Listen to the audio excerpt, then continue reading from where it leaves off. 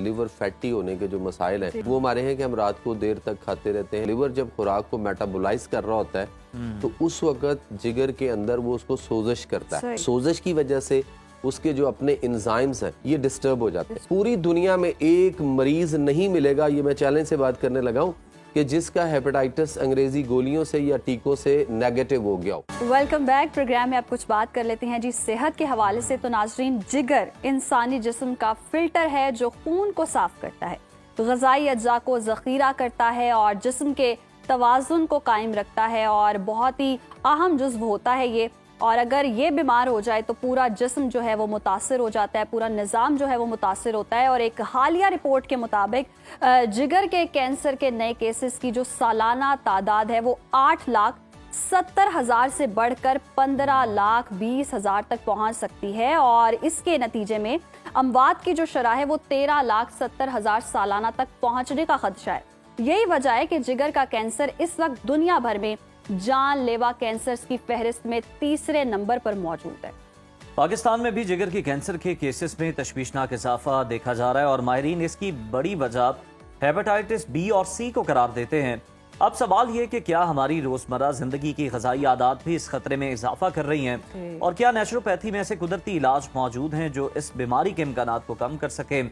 तो जवाबात जान लेते हैं। नेचुरोपैथी के मारूफ माहिर डॉक्टर जमील मेहरवी साहब हमारे साथ मौजूद हैं। जमील साहब, वेलकम टू सुनो पाकिस्तान। सर, ये बताइएगा कि जिगर की कैंसर की सबसे पहले तो हम वजूहात को डिस्कस कर लेते हैं और जिस तरह हम अपने इंट्रो में भी ये कह रहे थे कि हेपेटाइटिस बी और सी ये जिगर को किस तरह नुकसान पहुंचाते हैं और बिलाखिर आपको कैंसर की तरफ लेकर जाते हैं।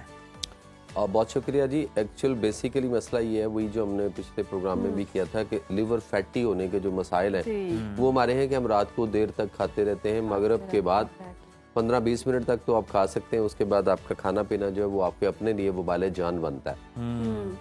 उसी पोजीशन को आगे देखते हैं तो ये जो वायरसेस हैं, वायरस लातीनी ज़बान का लफ्ज़ है जिसके लुगी मानी जहरीला मादा है, पॉइजनिंग फ्लूइड है। ये कीड़े वगैरह नहीं होते, कभी जिंदा हो गए कभी मुर्दा हो गए। और दूसरी बात यह है कि जो भी चीज़ें हम एसिडिटी पैदा करने वाली, प्रोड्यूस करने वाली हम खाते हैं, वो मैदे में तेज़ाबियत और एसिड उस एसिडिटी से हमारे मैदे से खुराक में शामिल हो जाना उसका, और वो फिर आगे चले जाना लिवर के अंदर। लिवर जब खुराक को मेटाबोलाइज कर रहा होता है तो उस वक्त जिगर के अंदर वो उसको सोजिश करता है, इन्फ्लेमेशन हो जाती है उस एसिडिटी और तेज़ाबियत से।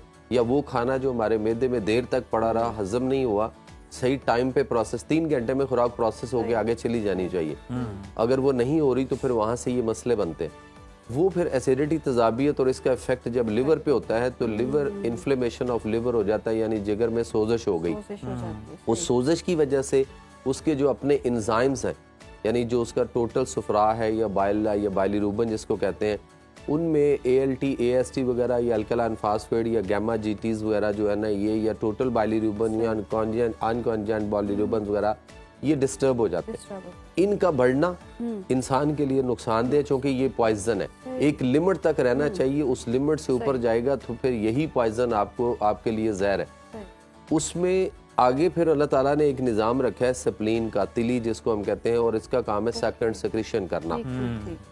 तिली जो है वो बहुत सारे बॉडी के अंदर जहरीले मादों को ऐसे करके सक करती है और बर्न कर देती है। और कुछ ऐसी चीजें हैं जिसको वो बर्न नहीं कर सकती तो वो सक भी नहीं करती, सक्रीशंस करवाती है। मिसाल के तौर पे स्टूल का बार बार आना, वॉमिट का आना, जिस्म पे दाने, फोड़े, फिंसियां, खारिश, कुछ चीजें जो बॉडी से एलिमिनेट करना है जिन चीजों को, वो तिली कर रही होती है। अच्छा, तिली को मैं यूं कहता होता हूँ आसान लफ्जों में समझने के लिए कि ये हमारे घर की मासी है, वो जो काम वाली होती है ना, मेड, ये वो उसका ये किरदार, ये हमारे यहाँ कारपोरेशन का रोल अदा करती है। हमें तिली को, स्प्लीन को बड़ा फिट रखना है और उसके ऊपर हम इतना बोझ, इतना एक्स्ट्रा वर्किंग ना डाल दें कि वो तिली जो है वो बीमार हो जाए, वो खराब हो जाए, उसका फंक्शनली वर्किंग जो है वो स्लो हो जाए। तो जैसे ही वो स्लो होगा तो आपकी बॉडी के अंदर ब्लड में वो सारे टॉक्सिस जो है वो जरूरत से ज्यादा सर्कल करते रहेंगे, घूमते रहेंगे। अच्छा, वो अपने ओवर टाइम में जाके एक्सपायर होते हैं और वही एक्सपायर जो चीज है वही आपके लिए वबाले जान बनती है और वो फिर आपके लिए पॉइजनिंग फ्लूइड बनता है जिसको वायरस कहा जाता है और वायरस लातीनी ज़बान का लफ्ज़। तो डॉक्टर साहब इसकी जिगर के कैंसर की इब्तदाई अलामात क्या हैं जिनको हम स्टार्टिंग में ही नजरअंदाज कर देते हैं और फिर वो ड्रैग ऑन हो जाते हैं, जैसे कि हम देख रहे हैं कि तीसरे नंबर पर है। सबसे बड़ी वजह इस वक्त ये है कि पूरी दुनिया के अंदर लोगों का इस वक्त रुझान जो है वो ये है कि वो कहते हैं कि जी ज़रा सा यरकान हुआ या कोई हेपेटाइटिस हो गया फ़र्ज़ करें, तो वो कहते हैं कि सबसे पहला काम जो है वो हमें डॉक्टर्स को मिलना है और डॉक्टर जो है वो उसको या तो गोलियों पे ले जाता है या उसको टीकों पे लेके जाता है। दोनों चीज़ों को अगर हम देखें तो वो गोलियों के कोर्स भी कर रहे हैं, टीकों के भी कोर्स कर चुके हैं और पूरी दुनिया में एक मरीज़ नहीं मिलेगा, ये मैं चैलेंज से बात करने लगा हूँ, कि जिसका हेपेटाइटिस अंग्रेजी गोलियों से या टीकों से नेगेटिव हो गया हो। एक पीसीआर का टेस्ट निकाला गया और उसमें ये कहा गया कि नॉट डिटेक्टेड की गेम में डाला कौम को, और वो नॉट डिटेक्टेड का मैंने डिटेक्ट करना होता है, किसी चीज को आप ढूंढ रहे हैं वो आपको मिल गई, नजर आ गई तो हम कहते हैं कि डिटेक्टेड, और अगर नजर नहीं आई तो हम कहेंगे sorry we are not detected at that time. तो वो नॉट डिटेक्टेड का मायना नजर नहीं आया। तो कौम इस वक्त जो है ना वो ये वाला पीसीआर के टेस्ट करवा के बार बार नॉट डिटेक्टेड को नेगेटिव समझ के मुतमिन बैठी है, जिस तरह कबूतर बिल्ली को देख के आंखें बंद कर लेता है और वो बड़ी आसानी से दबोचती है। और अब डॉक्टर्स ने ही एक रिपोर्ट जो है वो फेडरल मिनिस्ट्री ऑफ हेल्थ के थ्रू प्राइम मिनिस्टर को भेजी थी कुछ अर्सा पहले, कुछ साल पहले, जब हमारे प्राइम मिनिस्टर नवाज शरीफ साहब लास्ट टाइम प्राइम मिनिस्टर थे, जब उनको उतार दिया गया था, निकाला गया था।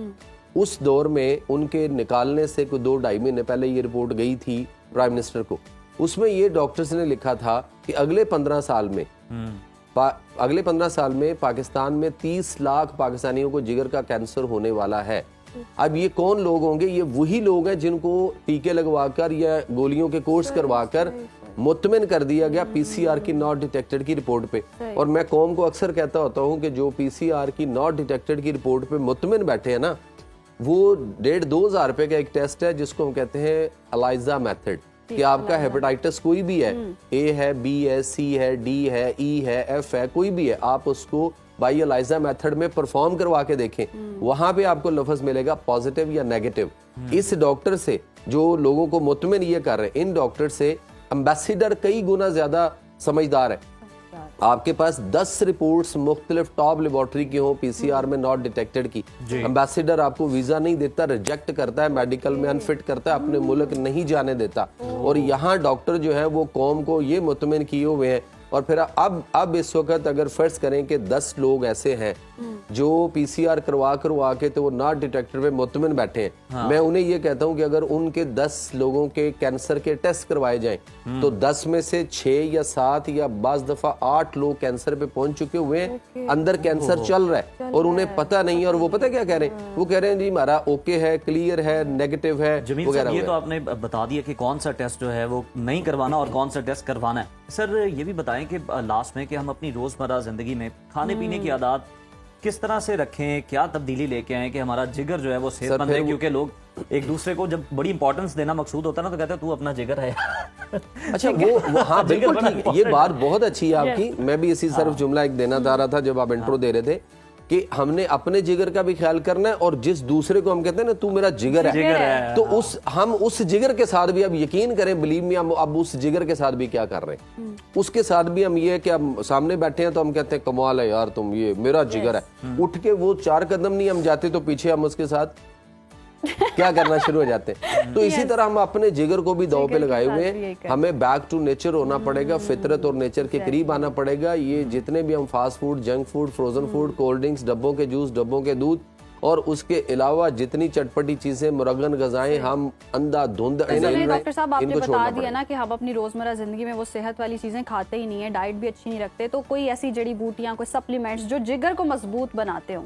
देखिए सबसे अच्छा इस वक्त जो है ना वो अगर हमने लिवर को बेहतर करना है और अच्छे की तरफ लेके जाना है तो हमें कद्दू जो है वो सब्जी में यूज करना पड़ेगा और उसके साथ साथ हमें कद्दू का मिल्क शेक जो है वो लेना पड़ेगा। कद्दू का मिल्क शेक? जी, कद्दू का मिल्क शेक। आप छोटे साइज का कद्दू लें और ये जो गोल गिया कद्दू होता है सबस वाला, छोटा सा, इतना सा साइज जितना का आप एक आड़ू का या एप्पल का साइज होता है उस साइज में, उसको छिलका नहीं उतारना, उसको सिर्फ धो के मोटा मोटा काट के 1 गिलास दूध में डाल के उसको आप शेक कर लें।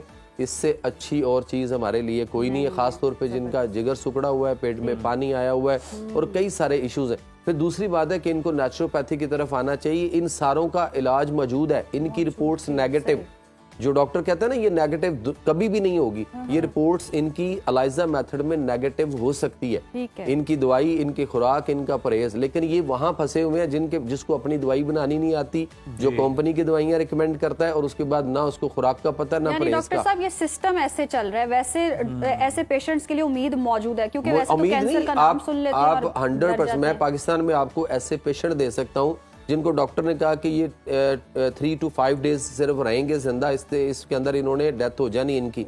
वो पेशेंट्स आज भी 25-27 साल के बाद आज भी जिंदा हैं और रिपोर्ट्स उनकी नेगेटिव और कैंसर तक उनका जो है वो ठीक हो चुका हुआ है। ऐसा है, लेकिन एक माइंडसेट ऐसा है कि हमने अंग्रेजों की दवाइयां खानी और अंग्रेजी दवाइयों से हम बाहर निकलना ही नहीं चाहते, बैक टू नेचर होंगे, फितरत के करीब आएंगे, फितरी तरीका इलाज लें जहां पे अल्लाह ने शफा सही कह रहे हैं कि मतलब इस हॉल से बाहर निकलें कि हमने ये डॉक्टर्स की टैबलेट्स ही खानी है, उससे ही हमें जनाब फाका होगा। और बैक टू नेचर जनाब, ये तो बहुत ज्यादा जरूरी है। बहुत शुक्रिया डॉक्टर साहब आपकी आमद का।